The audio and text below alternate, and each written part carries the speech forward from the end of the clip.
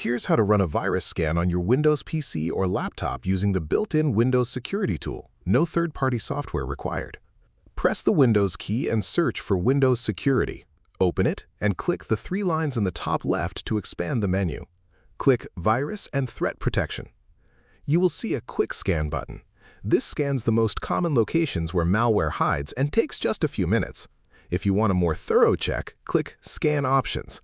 You can choose Full Scan, which checks every file on your drive, Custom Scan for specific folders, or Microsoft Defender Offline Scan, which runs outside of Windows where malware cannot hide from the scanner.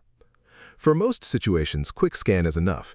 If you suspect a serious infection, use the Offline Scan. It is the most effective option and removes threats that standard scans sometimes miss. Select your preferred scan type and click Scan Now. Windows will show you the progress and alert you if anything malicious is found. If this helped you out, hit that subscribe button for more straight-to-the-point tutorials on Step by Click.